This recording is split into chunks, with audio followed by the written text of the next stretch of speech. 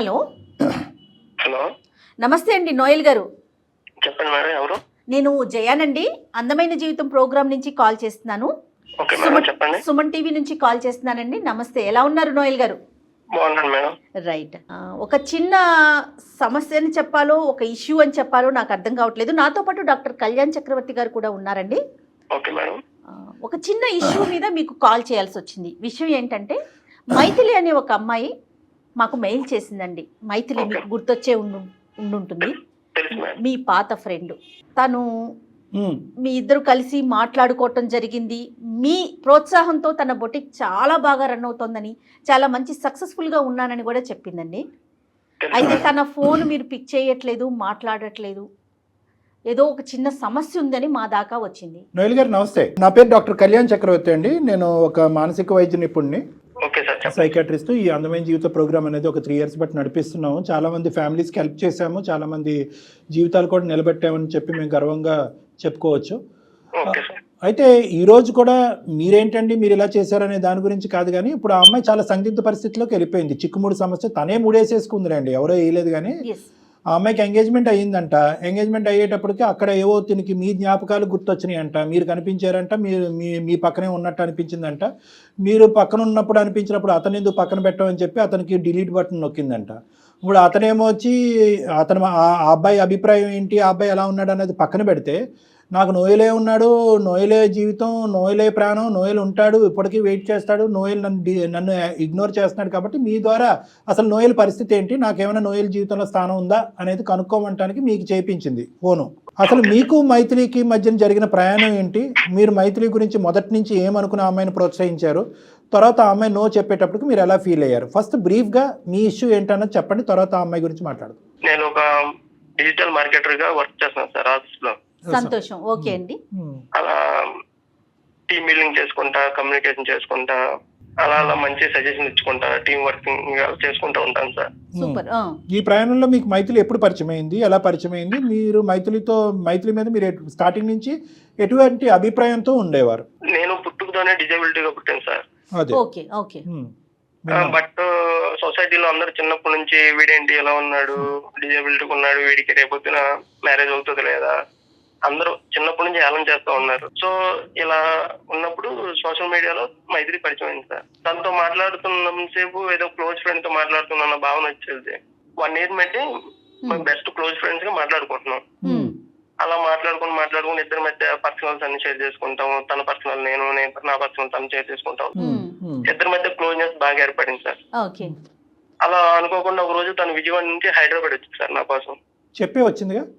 చెప్పే వచ్చింది సార్. అలా వచ్చి నన్ను చూసింది సార్. నన్ను చూసి ఏంటి నీకు డిజేబిలిటీ ఉందని నాకు చెప్పలేదు ఏంటి అని క్వశ్చన్ చేసింది సార్. అప్పుడు నాకు ఇంకా నేనేమిటి సార్ కొంచెం బాధేసింది సార్. తిను కూడా అందరిలాగే నన్ను నా డిజేబిలిటీ చూపిస్తుంది వేలు పెట్టి అని నేను జీర్ణించలేకపోయాను సార్. అంటే అవతల వ్యక్తి మీకు డిసేబిలిటీ వైపు వేలెత్తి చూపెట్టడం అనేది మీకు ఇబ్బందికరమా, లేదంటే జాలి చూపెట్టడం అనేది ఇబ్బందికరమా? మీకు ఈ రెండిట్లో ఏదండి మీ వ్యక్తిత్వంలో? నాకు జాలి చూపించడం అంటే నచ్చదు సార్. ఒకళ్ళు నన్నుగా ఫ్రెండ్షిప్ చేసుకోవాలి, కానీ నా డిజేబిలిటీ చూసి నాకేదో జాలి చూపించి ఇలా నాకు అది మీరు ఫీల్ అయ్యారా, అమ్మాయి ఫీల్ అవ్వలేగా? కాదు, మీరు అంటే నేను ఒకటే పాయింట్ అడుగుతున్నాను, మీరు ముందు నుంచి ఎందుకు చెప్పలేదు? అన్ని పర్సనల్స్ షేర్ చేసుకున్నా మీరు షేర్ చేసుకున్నారు అంటున్నారు కదా, ఈ ఇష్యూ ఒక సిగ్నిఫికెంట్ ఇష్యూ కదా. అంటే తను కూడా నన్ను లాగా యాక్సెప్ట్ చేయాలి. ఈ అమ్మాయి విజయవాడ నుంచి హైదరాబాద్ రాకముందే ఈ అమ్మాయి మీద మీకు మంచి ఫీలింగ్ ఉందా? అంటే ఈ అమ్మాయిని మీ లైఫ్ పార్ట్నర్ కింద చేసుకుని ఒక ప్రపోజ్ చేసి కలిసిన తర్వాత ఒకసారి ప్రపోజ్ చేయాలి అనే అభిప్రాయం ముందు నుంచే ఉందా? ముందు నుంచే ఉంది సార్. ఉంది. తను మాట్లాడే విధానం నాకు నచ్చింది సార్. నా ఇంట్లో మనిషి అన్నట్టు మాట్లాడుతుంది. మరి మీరు ఎప్పుడు ఫోన్ లో ప్రపోజ్ చేయలేదండి? లేదు మేడం. ఈ విధంగా ఒక డిసేబిలిటీతో ఉండే అబ్బాయితో ట్రావెల్ చేయాలనేది అందరు ఆడపిల్లలకి ఉండదు కదండి అభిప్రాయం. తన కన్విన్స్ అయినా ఫ్యామిలీ మెంబర్స్ కన్విన్స్ అవ్వకపోవచ్చు కదా. కరెక్ట్ కళ్యాణ్ గారు. నాకు సడన్ గా భయం వేసింది సార్. వన్స్ నేను ఫీలింగ్ పెంచుకున్న అమ్మాయి నా డిజేబిలిటీని చూసి నన్ను కాదని చెప్తే ఎక్కడ నేను సార్ డైరెక్ట్ గా ఫేస్ టు ఫేస్ కూర్చుంటే ఏదో విధంగా కన్విన్స్ చేయొచ్చు అని మీరు అనుకున్నారు? అవును సార్. ఫైనల్ గా ఏ నోట్ తో వెళ్ళిందన్న అమ్మాయి? మంచిగానే మీరు డిపార్ట్ అయ్యారా విజయవాడ నుంచి, లేదంటే నెగిటివ్ గా సెపరేట్ అయ్యారా? లేదు సార్, మంచిగానే మొత్తం అంతా కామ్ గా డీసెంట్ గానే వెళ్ళిపోయాను సార్. మరి తర్వాత కట్ చేస్తారంట మీరు ఫోన్ కాల్స్ కన్వర్జేషన్స్ అన్ని? తనకి ఇలా సోషల్ మీడియాలో నేను చూసాను సార్, తన పోస్టులు చూసాను, తనకి ఎంగేజ్మెంట్ ఫిక్స్ అయిపోయింది. ఆల్రెడీ నేను ప్రపోజ్ చేశాను సార్ తనకి. ఎస్.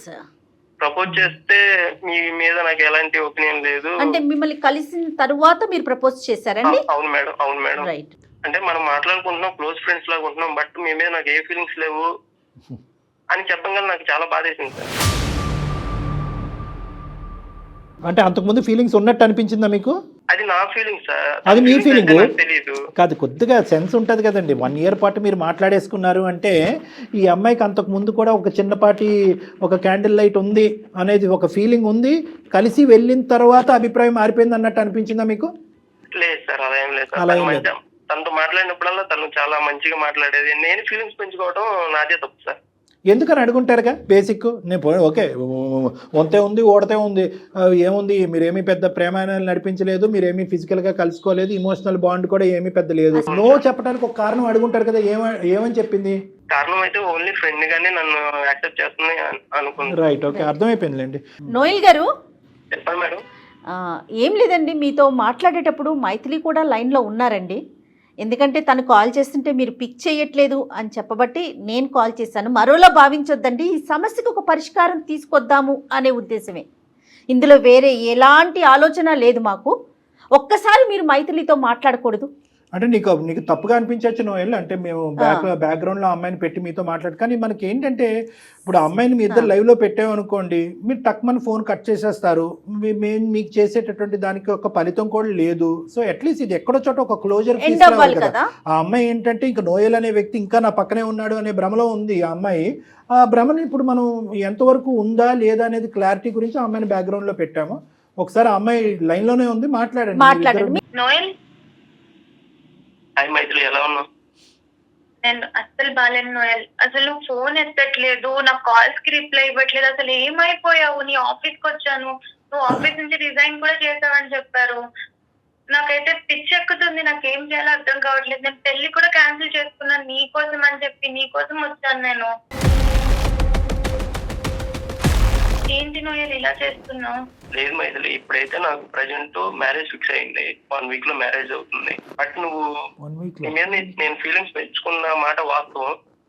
బట్ నీతోనే నేను లైఫ్ లాంగ్ అలా కొనసాగుతానని అనుకున్నాను. బట్ నేనంటే నీకు ఇష్టం లేదన్నప్పుడు మరి నేను మూవ్ ఆన్ అయిపోవాలి కదా. అదేంటి నోయల్ అలా మాట్లాడతావు? నీకు నేనంటే చాలా ఇష్టం కదా. ఇష్టం మైథిలి, టైంలో నాకు నువ్వంటే చాలా ఇష్టం. బట్ నేనంటే నీకు ఇష్టం లేదన్నప్పుడు నేను ఎలా నిన్ను ఫోర్స్ చేసి నాతో ఉండమని అడుగుతాను. నోయల్ గారు, ఏంటి మీకు ఎంగేజ్మెంట్ అయిందా? అవును మేడం. పెళ్లి మ్యారేజ్ అవ్వలేదు మేడం, 1 week లో అవుతుంది. ఇంకేం మాట్లాడతాం. ఓకే, సరే. నిజమే చెప్తున్నారా నోయల్ మీరు? నిజం చెప్తున్నాం మేడం. అబద్ధం ఆడవలసిన అవసరం ఏం లేదు మేడం అబ్బాయికి. ఎందుకంటే వీళ్ళిద్దరి మధ్యన ఏమీ అంత నడవలేదు. నీ ప్రపోజ్ చేశాడు, నో చెప్పింది, నీ దారి నీది, నా దారి నాది, అయిపోయింది. అందులో ఈ అమ్మాయికి ఎంగేజ్మెంట్ చూసాడు ఇన్స్టాలో, చూసి విత్డ్రా అయ్యాడు. అవును మేడం, చూసి విత్డ్రా అయ్యాడు. విత్డ్రా అవ్వకుండా ఇదేంటి నువ్వు ఎంగేజ్మెంట్ ఎలా చేసుకుంటావు, నా లెక్క తేల్చకుండా అని మాట్లాడే మనస్తత్వం కాదు. అవును రైట్. మైథిలి వింటున్నావమ్మా? మైథిలి ఇప్పుడు కాదు మేడం, నోయల్ కి నేనంటే చాలా ఇష్టం. నేను ఒప్పిస్తా మేడం మాట్లాడి, ఎంగేజ్మెంట్ అన్ని బ్రేక్ చేపించుకుంటా. ఇంకా నీది బ్రేక్ చేసుకోవటం, ఎదుటి వాళ్ళది బ్రేక్ చేయటం, అన్ని బ్రేక్ చేయటమేనమ్మా. సరే మాట్లాడు ఒకసారి. నోయల్ లైన్ లోనే ఉన్నారుగా, మాట్లాడు. కష్టం చెప్పు మరి నీకు ఉండగా. చూడమ్మా, నీ ఎంగేజ్మెంట్ కూడా బ్రేక్ చేస్తుందంట. ఏంటో మరి అది కాదా? నోయల్ మాట్లాడండి ఒకసారి. మాట్లాడండి. ఆ అమ్మాయి ఏదో మాట్లాడుతుంది నీ మీద. నువ్వంట ఒక భయంకరమైన ప్రేమ ఉందంట ఆ అమ్మాయి అంటే. 10 సంవత్సరాలన్నా వెయిట్ చేస్తావు అనే నమ్మకంతో ఆ అమ్మాయి ఉంది. ఎంగేజ్మెంట్లు పెళ్లిళ్ళు కూడా చెడగొట్టుకుంటా ఉంటా ఆ అమ్మాయి గురించి. మరి ఏంటో అది క్లారిటీ ఇవ్వండి మీరే. మేమంటే నమ్మట్లేదు ఆ అమ్మాయి. నీ నోటి ద్వారా నువ్వే చెప్పాలి. ఒకప్పుడు మైథిలి నేను ఇష్టపడ్డ మాట నిజమే సార్. బట్ ఇప్పుడు నేను కూడా నా లైఫ్ నేను చూసుకోవాలి కదా. నాకంటూ ఒక ఫ్యామిలీ ఉంది. అదే మైథిలి, బట్ నాకంటూ ఒక నేను చూసుకోవాలి కదా నా లైఫ్. నువ్వు అందరిలాగే నా డిజేబిలిటీని నువ్వు చూపించావు. నువ్వు అందరిలా కాదనుకున్నా, బట్ నువ్వు నన్ను అందరిలా చూడగానే నేను భరించలేకపోయాను. ఆఫీస్కి వెళ్తున్నాను వస్తున్నాను అంతవరకే. బట్ నా మనసు నా దగ్గర లేదు. ఓకే, తను కూడా నన్ను ఎంతో క్లోజ్ గా ఉన్న అమ్మాయి కూడా నన్ను వదిలేసింది. ఇంకెవరితో సొసైటీలో అందరిలాగే ఉంటుంది తను కూడా. ఇప్పుడు కూడా వచ్చేదాన్ని కాదు. మరి ఈ విషయం అప్పుడే నాకు చెప్పొచ్చు కదా. నాకు అప్పుడే చెప్పొచ్చు కదా. మనం ఫ్రెండ్స్ లానే చూసాను. ఎప్పుడు నీతో లైఫ్ లో ముందుకు వెళ్ళాలి, పెళ్లి చేసుకోవాలని ఎప్పుడు అనుకోలేదు. కానీ నాకు ఇప్పుడు అనిపిస్తుంది, నాకు నీ మీద ఆల్రెడీ ఫీలింగ్స్ ఉన్నాయి, నువ్వే కరెక్ట్ నాకు అనిపిస్తుంది. నాకు ఇప్పుడు లేవు కదా, వన్స్ నేను నా ఫ్యామిలీ కోసం నేను మూవ్ ఆన్ అయిపోవాలి కదా. ఒకటే తల్లి, నీకు ఒకే ఒక క్వశ్చన్తో ఈరోజు ఆ అబ్బాయి చెప్పా పెట్టకుండా ఆ అబ్బాయికి ఫోన్ చేసి నిన్ను బ్యాక్గ్రౌండ్లో కవర్లో పెట్టి మరీ ఆ అబ్బాయితో మాట్లాడాం. కానీ ఆ అబ్బాయి చాలా ఒరిజినల్గా, నిక్కచ్చిగా, క్లియర్గా, క్లారిటీగా, ట్రాన్స్పరెంట్గా మాట్లాడుతున్నాడు. ఆ అబ్బాయిలో ఏమీ డొంక తిరుగుడు లేదు, దాపరికం లేదు. అక్కడ ఒక ఎంగేజ్మెంట్ చేసుకుని అది చెడగొట్టుకుని ప్రేమికురాల గురించి వస్తాడేమో అనుకున్నావు, అది కూడా ఏమీ లేదు. నేను ఫిక్స్ అయిన అబ్బాయి సింపుల్, ఒక అమ్మాయిని ఇష్టపడ్డాను, ఆ అమ్మాయికి అది కష్టమైనప్పుడు ఆ అమ్మాయికి గుడ్ బై చెప్పేసి ఆ అమ్మాయి దూరంగా ఉండి, ఇదమ్మా పద్ధతి అంటే. ఇప్పుడు నువ్వు ఏంటంటే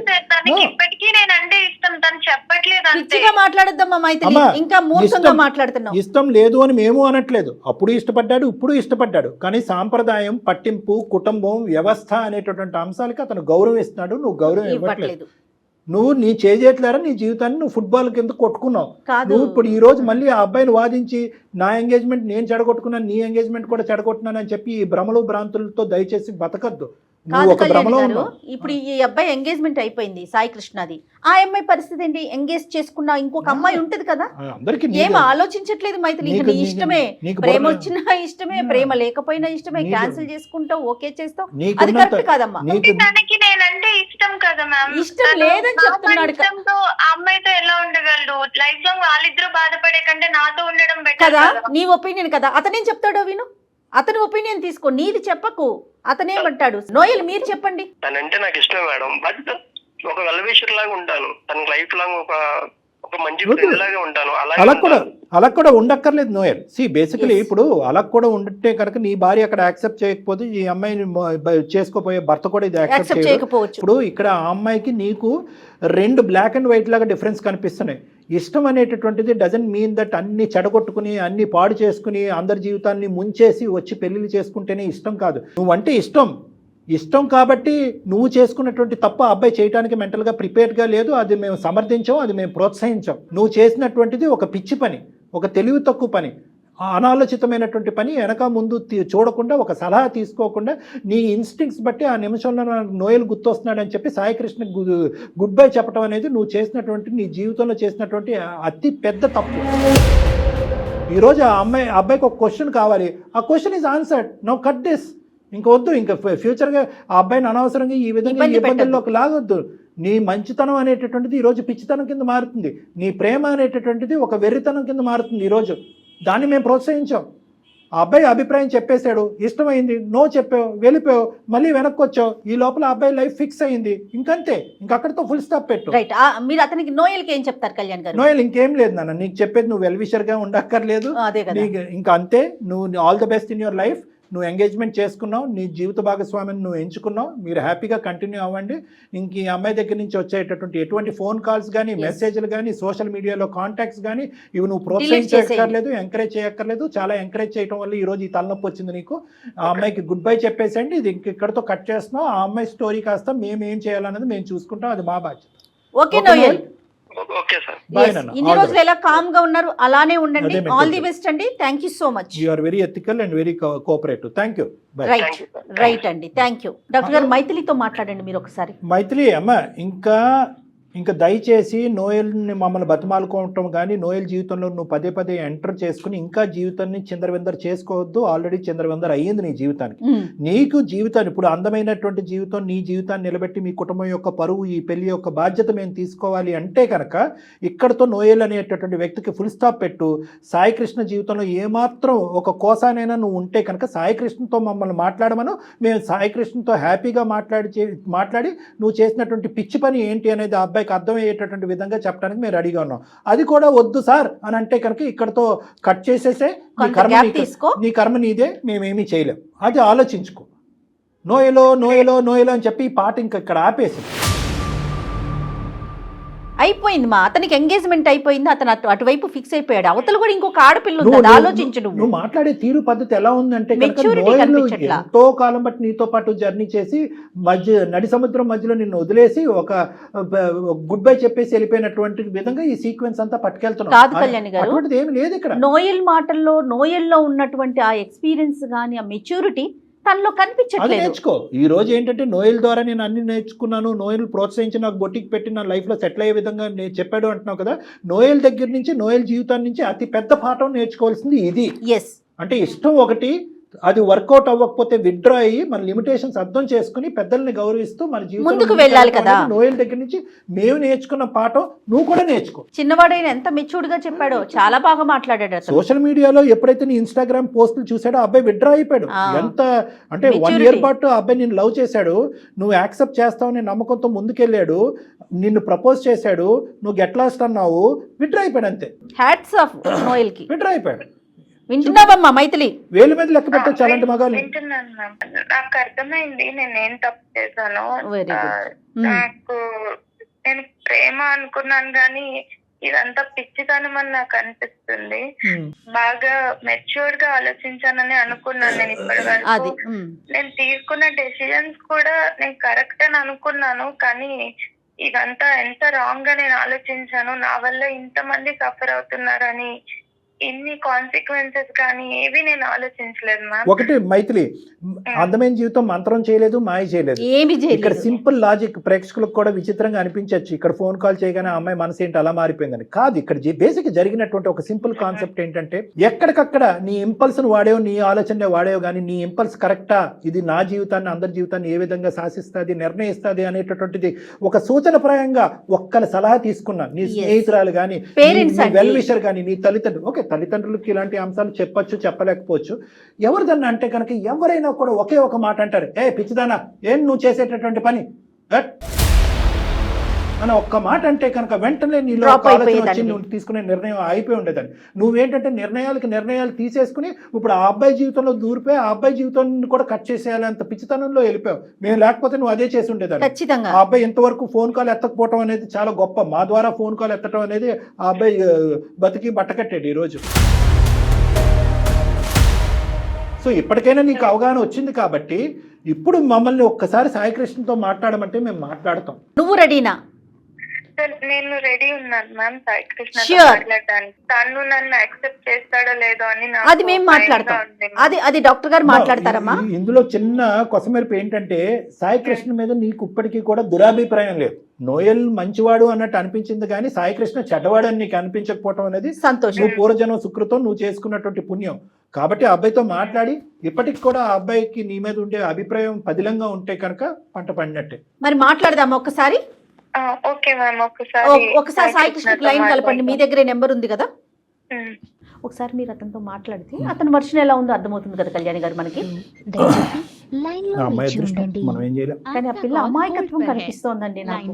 మీకు కోపం వస్తుంది కానీ నాకైతే మాత్రం మెచ్యూరిటీ లెవెల్స్ ఎంత తక్కువగా ఉన్నాయి పిల్లలు అనే అదే ఫీల్ వస్తుంది. ప్రేమ గురి ఎప్పుడు నేను ఎప్పుడు అంటాను, ప్రేమించుకోండి, దాయద్దు, పెళ్లి చేసుకోండి, దాయద్దు.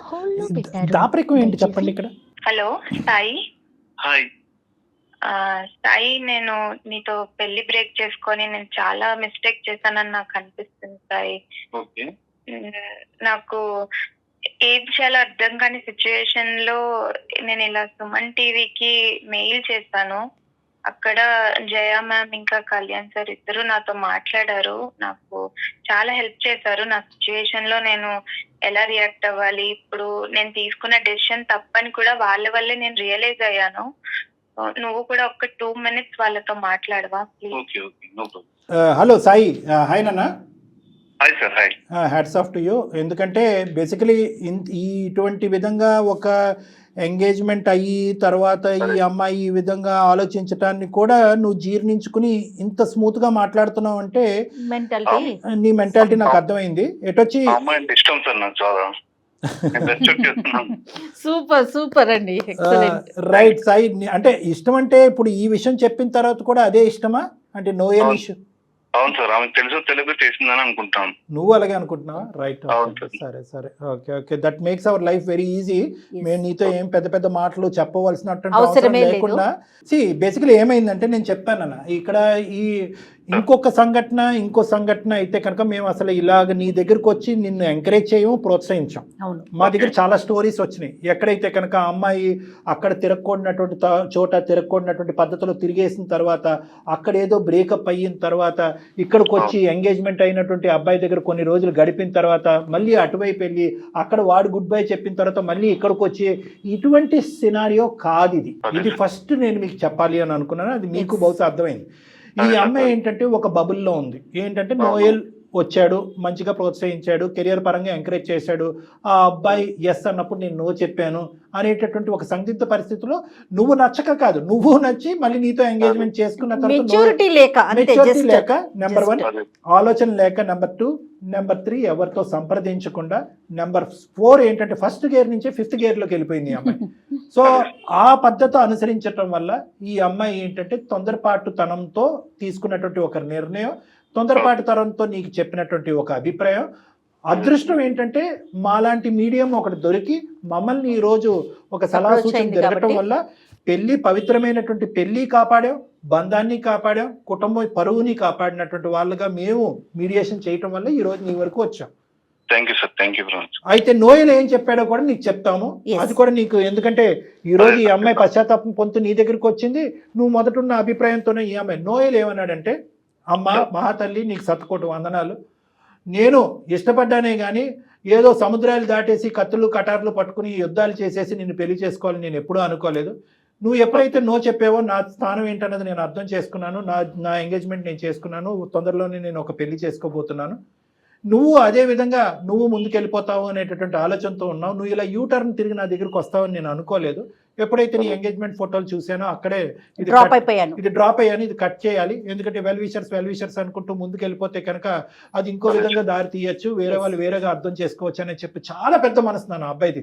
ప్రేమించటమే ఒక ప్రధానమైనటువంటి కర్తవ్యంగా కొంతమంది ముందుకెళ్తున్నారో వాళ్ళందరికీ కూడా నోయల్ అనేటటువంటి అబ్బాయి ఒక సూత్రధారి, ఒక మంచి పాఠం అని మనం అనుకోవచ్చు. ఎందుకంటే ఆ అబ్బాయి లిమిటేషన్స్ ఆ అబ్బాయికి తెలుసు. ప్రేమించడం ఒక ఎత్తు అయితే కనుక మన లిమిటేషన్స్ ఏంటి, కుటుంబ పరువు ఏంటి, పెళ్లి యొక్క పవిత్రత ఏంటి అని అర్థం చేసుకునే ఒక గొప్ప వ్యక్తి ఆ అబ్బాయి. సో అలాంటి అబ్బాయి పూర్తి స్థాయిలో ఎటువంటి 0.5% డౌట్ లేకుండా మాకంటే పెద్ద పాత్ర పోషిస్తూ ఈ అమ్మాయికి గుడ్ బై చెప్పాడు. నీ కాబోయేటటువంటి భార్యని మళ్ళీ నీ చేతుల్లోకి ఇచ్చేశాడు. Thank you very much sir మీ అందరికీ. ఒకసారి మీరు మైత్రితో మాట్లాడండి. మైత్రి, నువ్వు అతనితో ఒక 2 నిమిషాలు మాట్లాడమ్మా. నోయల్ యొక్క అభిప్రాయం ఏంటి, మళ్ళీ నోయల్ మీ జీవితంలో రాడు అనేది నేను కట్ చేసి చెప్పడం వరకే నా పాత్ర. ఏమని చెప్పాలనుకుంటున్నావు కృష్ణకి, సాయికి? సాయికైతే నేను ఫస్ట్ సారీ చెప్పాలనుకుంటున్నాను. సారీ చెప్తే అది నేను చేసింది అయితే పోదు, తన్ని చాలా హార్ట్ బ్రేక్ చేశాను. కానీ ఈ ఒక్కసారికి నన్ను క్షమించి నన్ను మళ్ళీ పెళ్లి చేసుకుంటాడని అనుకుంటున్నాను. రైట్. నాకైతే ఎలాంటి ప్రాబ్లం లేదు. ఓకే, సూపర్ అండి. ఎంత అదృష్టవంతురాలు అంటే ఒకే మాటతో నేను కంక్లూడ్ చేస్తాను బంగారు తల్లి.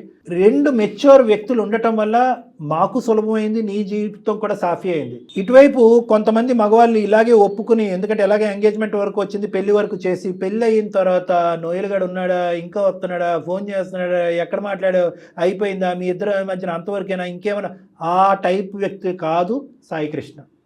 అటువైపు నోయల్ ఏంటంటే దొరికిందేరా బాబు అనేటటువంటి విధంగా ఆలోచించే వ్యక్తి కాదు. నువ్వు అంత అదృష్టవంతురాలు అమ్మ. కానీ అందరు ఆడపిల్లలకి, ఈ ప్రోగ్రామ్ చూసే అందరు ఆడపిల్లలకి నేను ఒకటికి 100 సార్లు విన్నపించుకుంటున్నాను ఏంటంటే, అందరి జీవితాలు ఇంత అదృష్టపరంగా ఉండవు, అందరి జీవితంలో ఇంత మంచి మగాళ్ళు ఉండరు.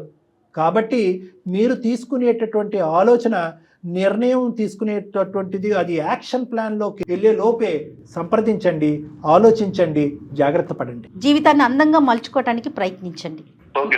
మైథిలి, మంచి జీవితాన్ని స్టార్ట్ చేయండి. హ్యాపీ మ్యారీడ్ లైఫ్ అమ్మా, both of you. Thank you. నా లైఫ్ లో నేను తీసుకున్న బెస్ట్ డెసిషన్ ఏంటంటే మీకు మెయిల్ చేయడమే అని నాకు అనిపిస్తుంది. నేను చాలా నేర్చుకున్నాను ఈ ఒక్క కాల్ లోనే. చాలా చాలా థ్యాంక్స్ మ్యామ్. చాలా రైట్ అమ్మా. Thank you. అది సార్, అమ్మాయి అదే తెలియని తను, తొందరపాటు నిర్ణయాలు. అంతే. రైట్ కళ్యాణ్ గారు, నమస్తే. కాళ్లలో నొప్పి, నరాల వాపు వంటి లక్షణాలతో బాధపడుతున్నారా? వెరికోస్ వెయిన్స్ లో అత్యాధునిక చికిత్స ఏవిస్ వాస్కులర్ సెంటర్.